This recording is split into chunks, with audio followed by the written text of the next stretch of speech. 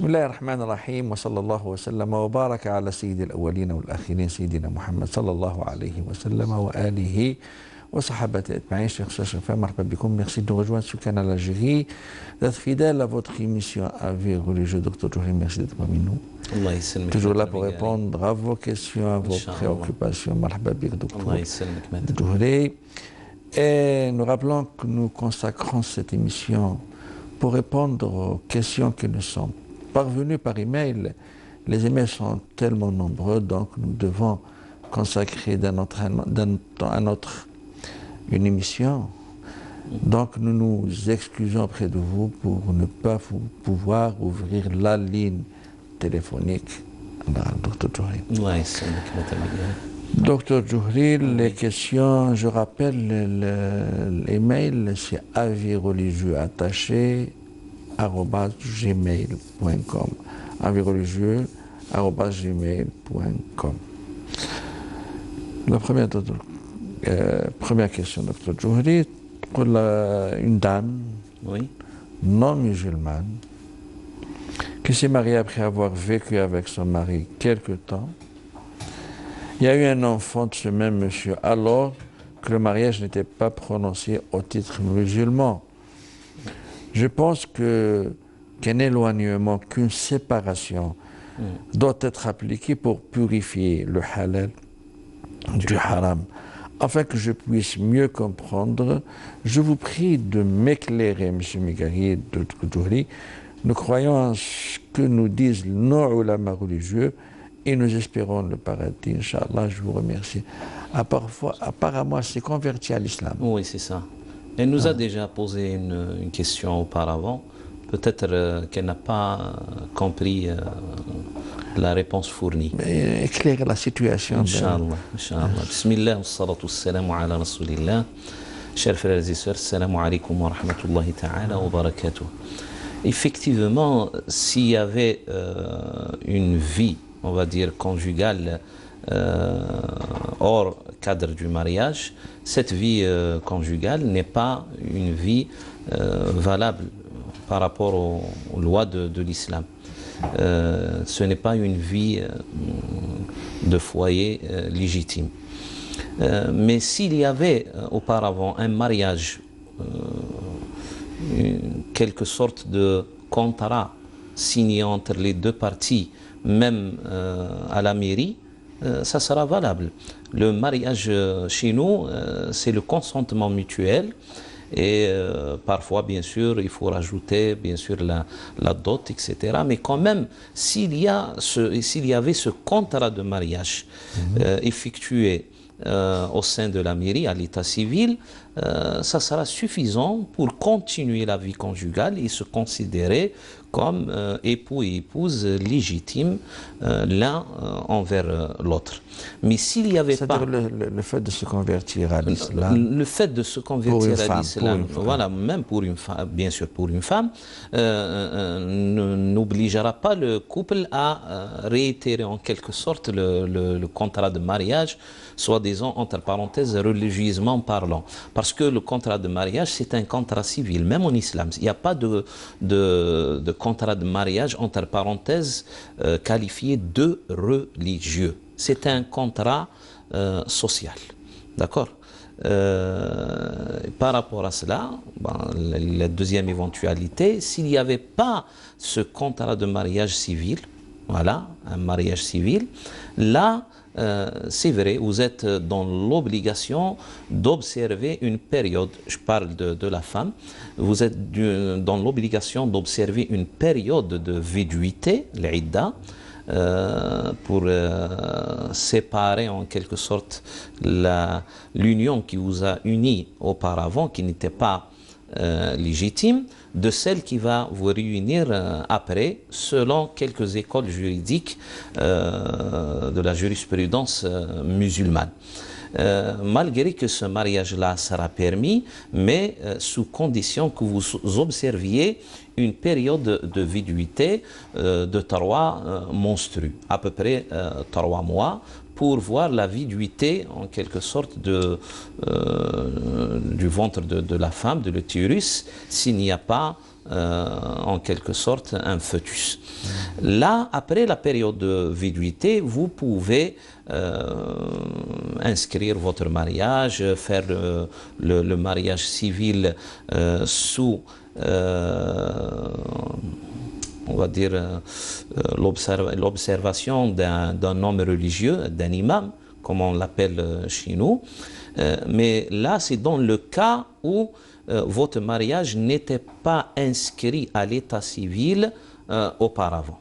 Alors, s'il n'était pas inscrit, vous êtes dans l'obligation de rééditer en quelque sorte cet acte de mariage, civilement parlant, et devant une instance religieuse si vous le voulez.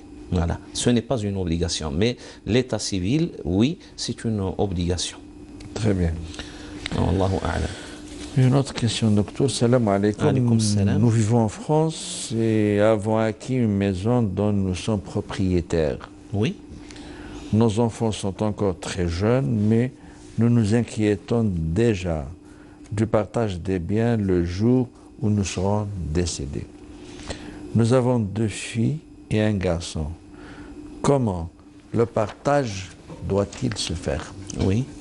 Doit-il se faire? Il y a une autre question. Comme en France, où chacun des enfants a une part égale, peu importe si elle est une fille ou un garçon, c'est par rapport à la loi française. Oui. Comme Sharia le prévoit, c'est-à-dire une part pour une fille et 2 parts pour un garçon, nous vous remercions vivement pour votre émission qui nous éclaircit constamment sur notre belle... Docteur Djouri, il y a un conflit entre le partage et l'héritage apparemment. Voilà. Hein?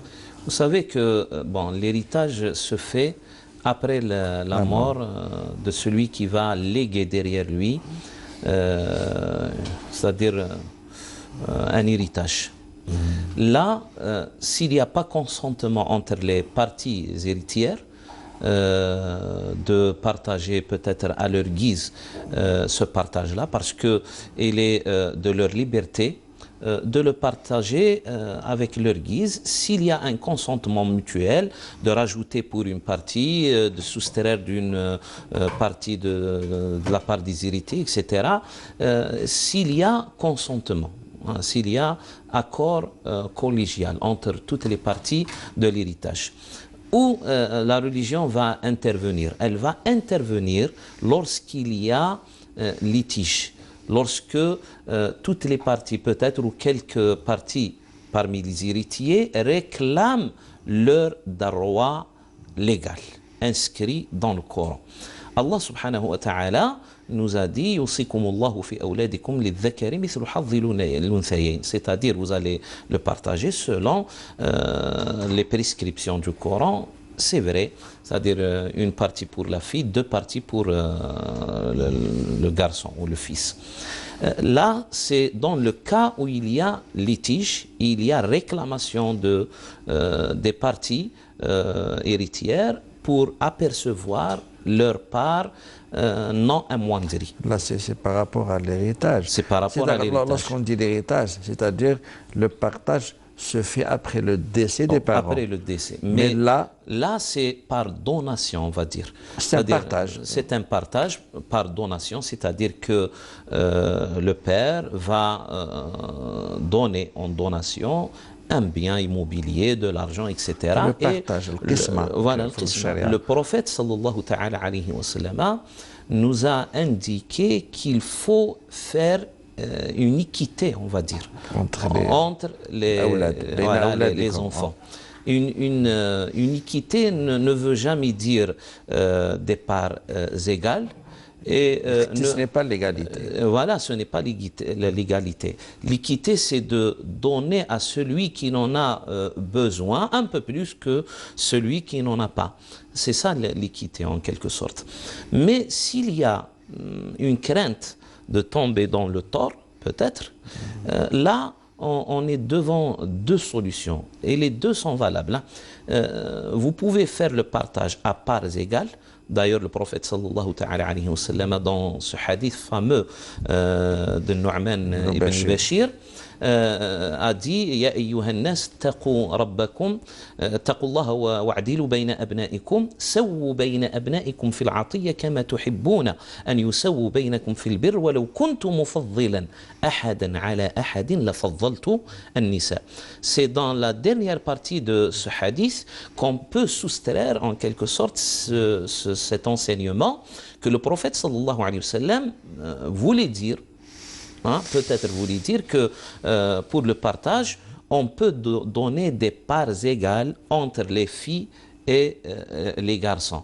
Et d'ailleurs, s'il y avait une contrainte de donner un peu plus pour une partie plus qu'une autre, il aurait donné pour les filles plus que les garçons, parce que les filles sont un petit peu vulnérables par rapport aux situations des garçons. Alors le prophète a dit si j'aurais préféré donner plus à une partie plus qu'une autre, j'aurais préféré donner aux filles dans ce partage-là une part plus que la part des garçons, mais faites une équité. Alors on est entre deux, devant deux éventualités. On peut y accéder et procéder par partage égal, c'est-à-dire à chaque fille ou fils une part qui est équivalente à la part de l'autre, comme on peut se référer au texte coranique concernant l'héritage après. يوصيكم الله في أولادكم للذكر مثل حظ الأنثيين. Alors les deux procédures sont valables. Ce qu'il faut, docteur Djouhri, à vous de juger. Ce qu'il faut souligner, il faut tirer comme enseignement, mettre l'accent sur le fait que lorsque le partage se fait du vivant des parents, alors que les parents sont encore en vie, c'est un partage, une donation, on n'est pas obligatoirement concerné par les Dakari, mais le hadr. Voilà, c'est ça. Non. Voilà. Ça, c'est pour l'héritage. Voilà, c'est ça. D'accord. Troisième question. Salam alaikum, cher Salah de Lille. J'ai ma petite sœur veuve en 2017 avec 2 enfants et quelques mois après le décès de son mari, Allah yarahmou, fréquente un homme marié avec 4 enfants et une épouse malade qui, d'après les dires de celui-ci, est sur le point de se séparer contre l'avis de sa famille. Ni lui, ni ma sœur ne veulent entendre raison. Que devons-nous faire et comment se comporter vis-à-vis d'eux? Merci que votre savoir continue de nous éclairer, Inch'Allah.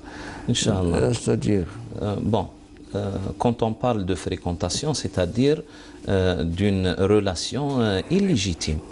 Il y a relation illégitime, ça veut dire que ces gens-là sont dans la fornication.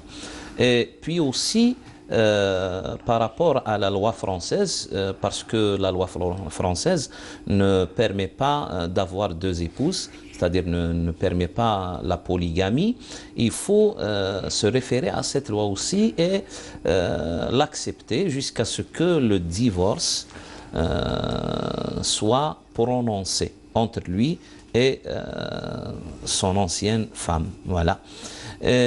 Pour votre sœur, bien sûr, et ce monsieur-là, vous allez les conseiller, vous allez les informer par rapport à ceux-là qui sont dans le tort, ils sont dans l'égarement, on va dire, ils sont dans le péché.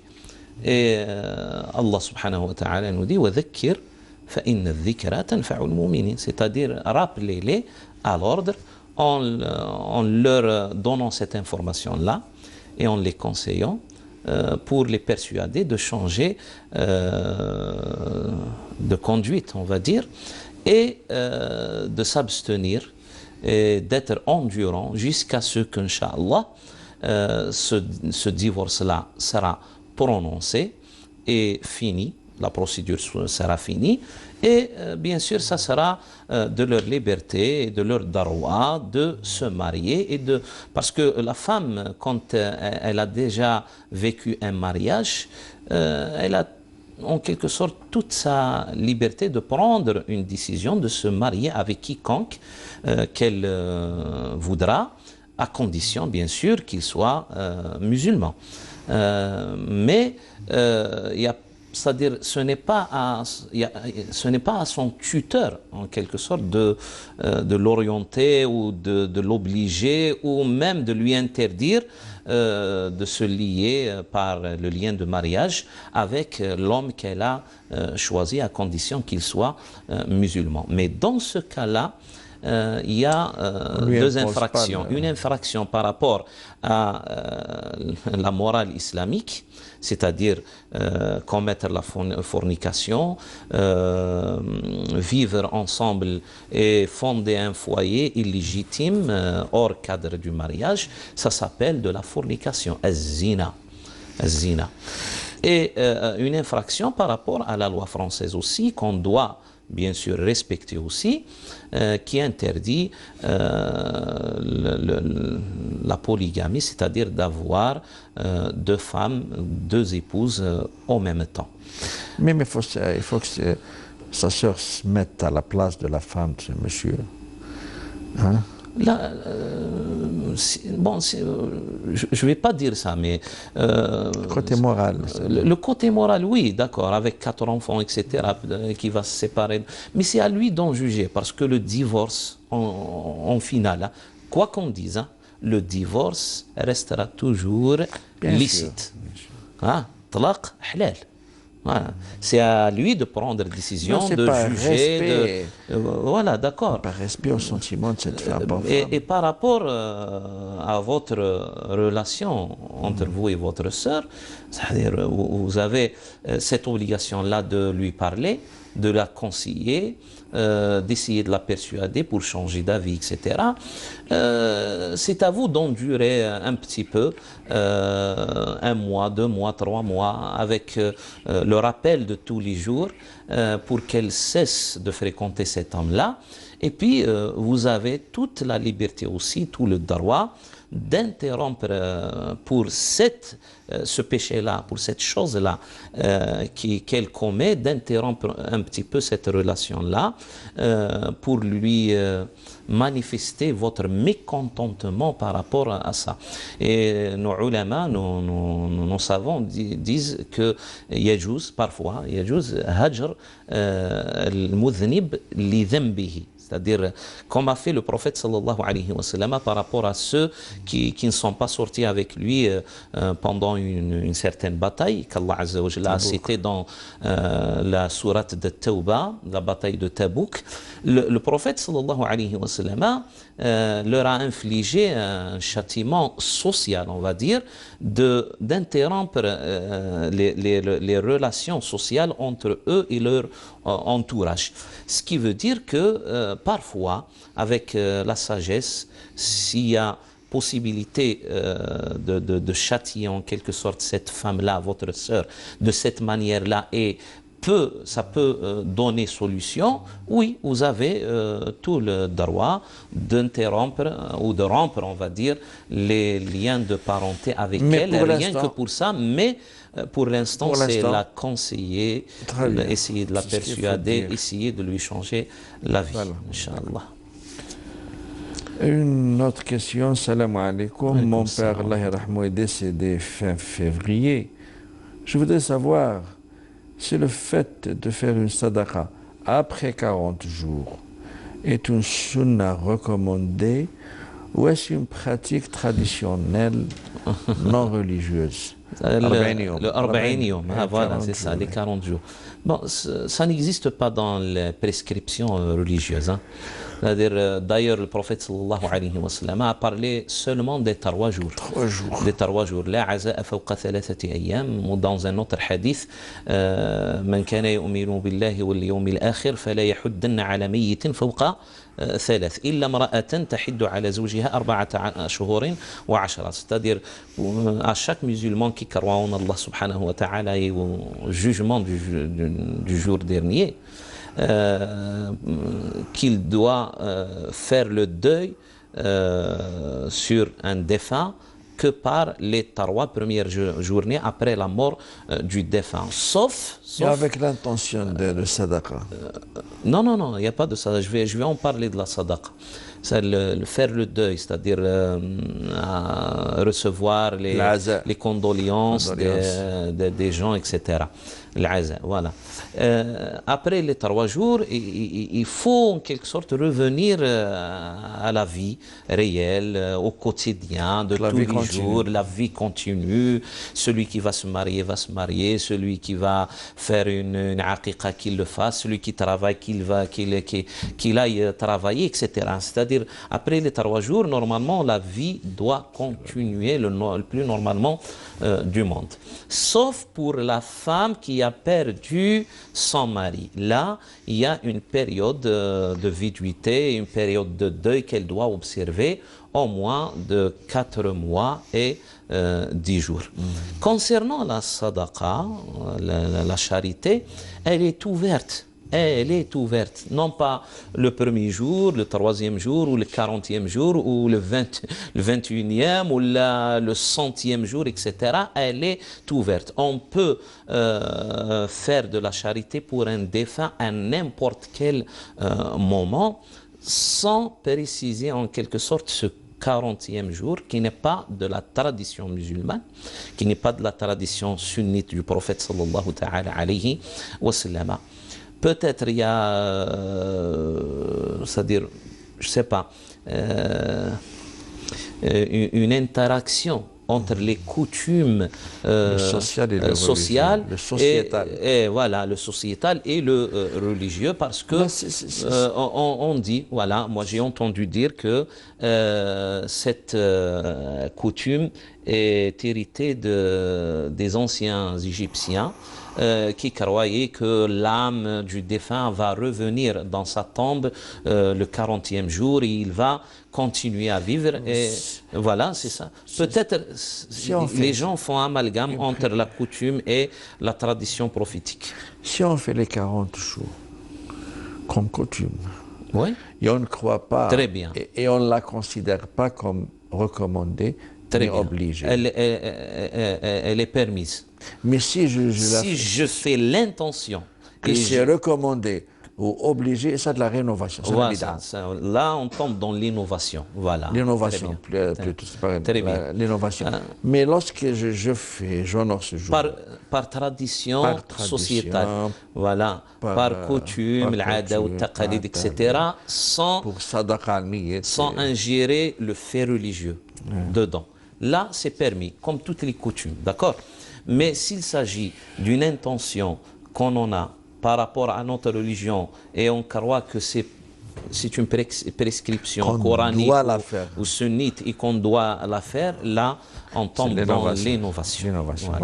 Voilà.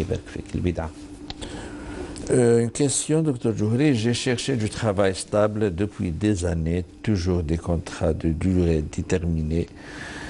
Dernièrement, j'ai eu une proposition chez un notaire pour un CDI, un contrat durée indéterminée. Ouais. Je commencerai la période de stage début du mois prochain. Mais voilà, il y a des amis, des proches qui m'ont dit que le travail chez un notaire n'est pas loin d'être haram, vu qu'il y a des contrats agréés par ces notaires entre les individus, entreprises et banques qui utilisent l'usure riba. Et que le prophète nous a interdit d'être impliqués dans le riba. Vous savez, là, c'est une manière de raisonnement erronée et faussée. Parce que si on a ce genre de réflexion, on va annuler et on va rendre illégitime et illicite tous les genres de fonctions, hein, tous les genres de fonctions, on les rendra illicites. Pourquoi? Dans une émission précédente, je me souviens, cher maître, vous avez évoqué un exemple. Quelqu'un qui vend peut-être des couteaux. Hein? Si on a ce genre de raisonnement, C'est-à-dire, il va peut-être vendre ce couteau-là à quelqu'un qui a peut-être l'intention de tuer avec une autre personne. Voilà. Si il y aura ce crime-là, alors peut-être qu'il aura un certain châtiment, une certaine responsabilité sur ça. Alors il y aura plus de vendeurs de couteaux et cette fonction-là va disparaître dans la société musulmane. Alors ce genre de raisonnement-là est un genre de raisonnement erroné. Là, on est devant un notaire qu'Allah subhanahu wa ta'ala a prescrit dans le Coran. إذا تداينتم إلى أجل مسمى فاكتبوه. C'est-à-dire écrire. Maintenant, on ne peut écrire. C'est l'acte notarial. C'est l'acte notarial d'aujourd'hui. C'est-à-dire que même cette fonction-là, elle est, on va dire, évoquée dans le Coran. On ne peut pas vivre dans une société de droit et d'obligations sans avoir ce genre de fonctions telles que l'avocat, tels que le juge, que le notaire, etc., qui vont servir donc, dans cher le côté... téléspectateur n'a pas à se faire des soucis. Voilà, il n'a pas à se faire des soucis. C'est bien. Et d'ailleurs, même s'il y a ce genre de contrat, nous, on a une certaine... règle à observer, c'est que le halal, c'est-à-dire le licite, est plus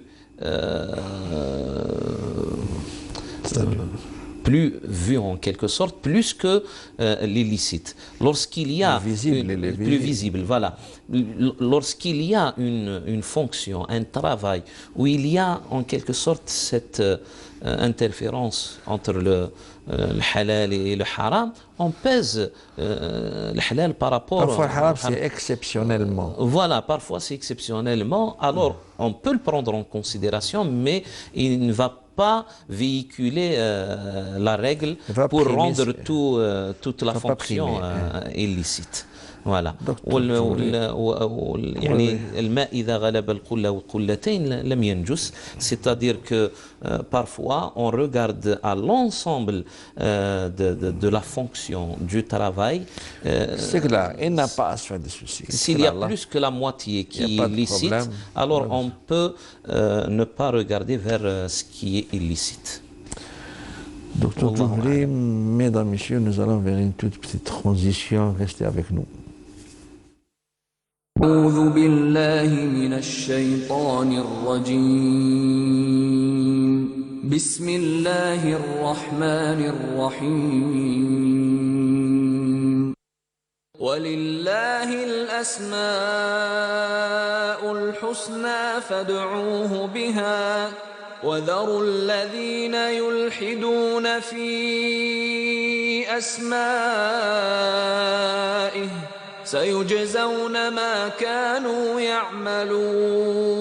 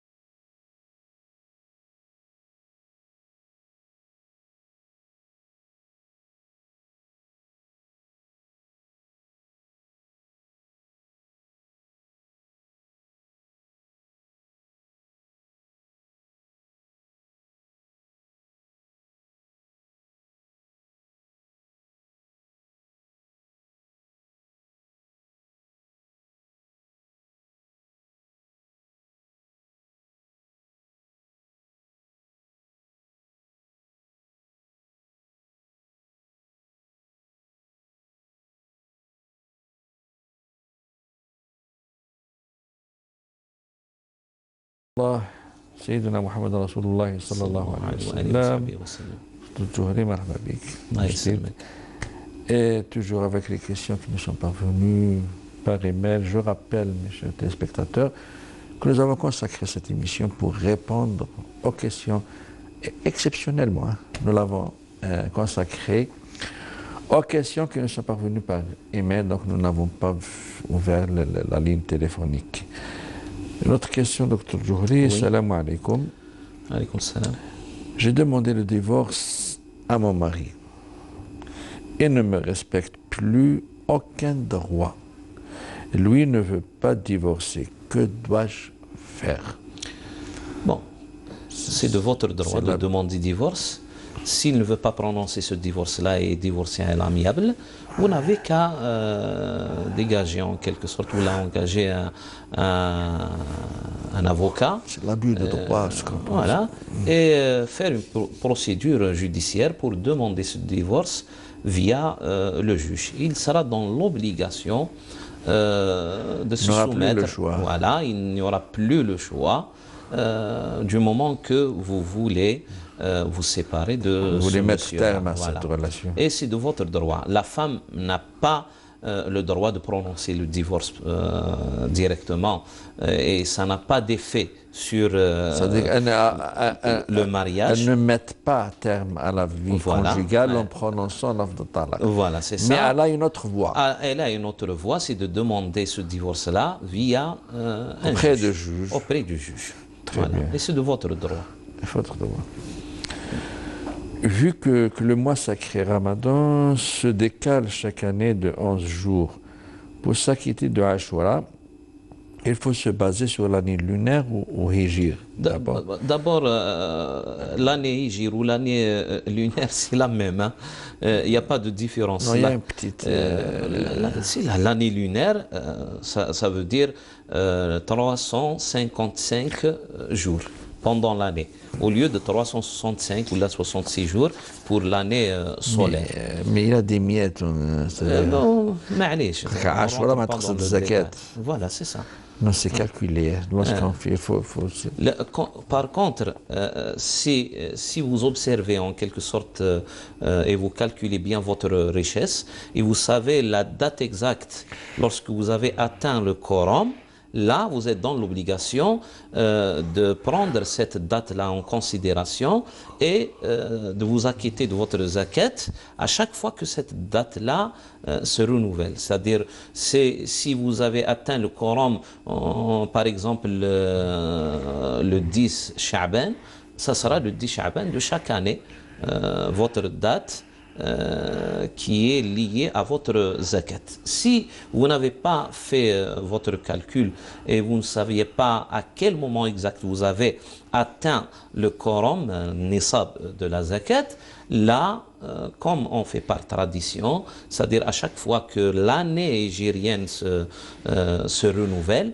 et Muharram, il y a Ashura qui arrive, on a cette coutume-là, cette tradition-là, de s'en acquitter de sa zakat lorsque l'année se renouvelle. Mais sinon, normalement, on doit avoir à chacun de nous une date exacte, c'est-à-dire où chacun de nous a atteint dans sa richesse le quorum de la zakat. D'ailleurs, c'est pour ça que les gens en général fixent Ashura comme jour de la zakat, pour qu'ils n'oublient pas. Voilà, pour qu'ils n'oublient pas. Parce que il n'y a plus le hijr, les mois lunaires dans notre vie quotidienne. C'est bien. Donc pour se rappeler, on fixe Ashura. Voilà. Pour bien se rappeler. Très bien. Et puis peut-être, je ne sais pas, est-ce qu'il y a une autre précision à apporter? Oui, il faut se baser sur l'année. Plusieurs avis divergent concernant l'achat d'un appartement en passant par la banque intérêt. Quelle est votre position par rapport à l'achat d'un appartement en passant par la banque? Ce qui dit la banque, c'est les intérêts.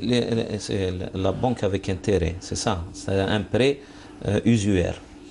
Bien sûr que l'usure reste toujours, jusqu'à la fin des temps, illicite. Riba ou riba, et il sera haram jusqu'à la fin des temps. Hein. أحل الله البيع وحرم الربا. Il a rendu l'usure illicite. Il a rendu la vente, voilà, et l'achat licite. أحل الله البيع وحرم الربا. Mais dans des circonstances peut-être atténuantes de contraintes que nos jurisconsultes peut-être jugent de contraintes, de nécessité qui devient contrainte et que la contrainte peut changer le jugement d'un acte de l'illicite et le rendre licite. الحاجة تنزل بمنزلة الضرورة والضرورات تبيح المحظورات. Plusieurs savants, surtout dans notre ère, considèrent le foyer, considèrent, c'est-à-dire un appartement, la maison, l'abri où peut vivre une petite famille aisément et sans crainte et sans gêne, c'est une nécessité qui peut devenir aussi une voilà, qui peut devenir une ما جعل عليكم في الدين من حرج. ما جعل عليكم في الدين من حرج. C'est ça la base de cette fatwa qui essaye d'ouvrir une petite brèche, surtout où il n'y a pas d'alternative licite pour acquérir un bien mobilier que par le biais d'une banque qui utilise le prêt usuaire. S'il s'agit de la première demeure, ce n'est pas, c'est-à-dire un luxe. Si on n'en a pas d'autres issues, on n'a pas d'argent ou peut-être une autre banque qui pratique une transaction entre parenthèses licite qu'on appelle peut-être le murabaha. S'il n'y a pas cette situation-là qui nous ouvre les portes du licite et on est dans la gêne et dans la contrainte, plusieurs savants de l'islam nous disent vous pouvez procéder par ce prêt bancaire usuaire pour acquérir ce bien mobilier. Et ça rentre dans les contraintes et ça peut s'appliquer en Europe comme ça peut s'appliquer dans un pays musulman où il n'y a pas d'alternative à ces banques qui n'utilisent que les prêts usuaires. Très bien. Voilà. Et il ajoute aussi l'achat en Algérie ou ailleurs. Est-ce pareil pour tous, bien sûr? Voilà, c'est ça. C'est-à-dire, s'il y a une autre alternative, s'il y a une alternative entre le halal et le haram, vous avez le murabaha et vous avez l'achat du bien immobilier par le prêt bancaire usuaire. Là, s'il y a cette alternative-là, bien sûr, vous allez vers l'alternative qui est licite, c'est-à-dire le murabaha par le biais d'une banque, entre parenthèses, islamique. Mais s'il n'y a pas cette éventualité-là, s'il n'y a pas cette issue-là, ça sera le même jugement que le jugement ou la fatwa des savants qui ont émis cette fatwa concernant les minorités musulmanes vivant au sein de l'Occident. Pour acquérir un bien immobilier si la situation est la même, que ce soit dans un pays musulman ou en dehors des pays musulmans. Très bien. Wallahu ta'ala a'lam wa a'lam. Ben, mon père, en 1964, quelque temps après son arrivée en France, n'a pas jeûné le mois de Ramadan. Et depuis 1964, oui. pas de domicile fixe, travail tardif, etc. Aujourd'hui, il souhaite savoir comment faire pour ce mois de Ramadan de cette année-là, sachant qu'il est malade. Il jeûne contre avis médical depuis des années. Contre avis médical. Maintenant, c'est comment? C'est-à-dire médical depuis des années. Maintenant, c'est mois de Ramadan. Bon. D'abord, pour sa maladie. Pour sa maladie, il est dans l'obligation d'obéir au médecin. C'est l'avis du médecin. C'est l'avis du médecin qui prime. Et il est dans l'égarement s'il persiste sur sa situation, c'est-à-dire de faire le jeûne contre l'avis du médecin. Ça, c'est la première des choses. Et il doit procéder par voie d'acquittement de la fidya.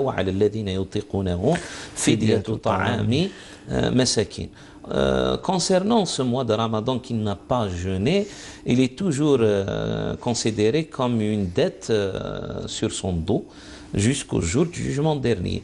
Du moment qu'il est en vie, il ne peut plus le rembourser par voie du jeûne, il peut le rembourser par cette voie aussi d'acquittement pour chaque journée de ce mois de Ramadan qui n'a pas jeûné. C'est la première des choses. Hein. Et il doit s'en acquitter d'une fidya à donner à un nécessiteux pour chaque jour. Et puis pour ce retard qu'il a accumulé après des années et des années, il n'a pas remboursé cette dette-là, il est demandé aussi de rajouter une autre fidya pour chaque journée. Alors ça sera 2 fidyas, 2 repas de nécessiteux pour chaque journée de ce mois de Ramadan de 1964. Et pour la kafara, là aussi, il est demandé pour chaque jour.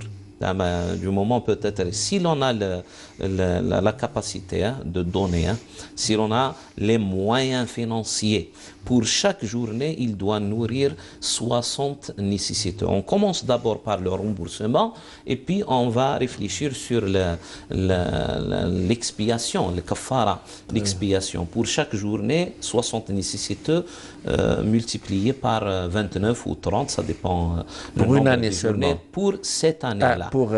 Voilà. Si l'on n'a pas vraiment les moyens, il est pauvre, il ne peut pas donner une expiation pour chaque journée, qu'il fasse l'intention d'expier pour tout le mois une seule fois. Une seule fois. C'est-à-dire, il va nourrir 60 nécessiteux pour tout le mois et bien sûr rembourser ces journées-là par le biais de l'acquittement de cette fidya 2 fois pour chaque journée. Une fois pour la journée qui n'a pas jeûné et une autre fois pour ce retard-là accumulé parce qu'il y a des années qui se sont écoulées et il n'a pas pris en considération le fait de rembourser ces journées-là qu'il n'a pas jeûné. Wallahu ta'ala a'la wa a'la. Là, une autre question de Dr. Djouri. Bonjour. Je vous remercie pour votre émission. S'il vous plaît, j'ai mon père qui a plus de 85 ans et c'est moi qui s'occupe de lui tous, alhamdoulilah. Des fois, il a des crises de démence et surtout la nuit, il ne dort pas. Comme je suis le seul qui s'occupe de lui et ça dure depuis longtemps, des fois, je me sens vraiment fatigué, au bout de la dépression. Heureusement que je lis le Coran. Et des fois, la nuit, il n'arrête pas de crier. Donc, pour ne pas gêner les voisins, je suis obligé de crier sur lui pour qu'il arrête, pour qu'il s'arrête, ou qu'il arrête. Et après, j'ai des remords quand je crie sur lui. Aussi, je vous informe que c'est la seule solution pour qu'il s'arrête de crier. Bon, s'il vous plaît, conseillez-moi. À chaque circonstance, bien sûr, Allah yakun ma'ak. À chaque circonstance, il y a en quelque sorte une situation. Dans la situation normale, les circonstances normales, on ne doit pas crier dessus nos parents, bien sûr. Élever la voix ou dire élever la voix, leur présence, etc. Allah subhanahu wa ta'ala nous a interdit ça. Fermement. لا تعبدوا إياه وبالوالدين إحسانا إما يبلغن عندك الكبر أحدهما وكلاهما فلا تقل لهما أف ولا تنهرهما وقل لهما قولا كريما. Moi, je vous conseille peut-être de procéder par d'autres solutions. Peut-être qu'il y a des médicaments à lui prescrire de la part d'un médecin pour qu'il puisse s'endormir, c'est des calmants, etc.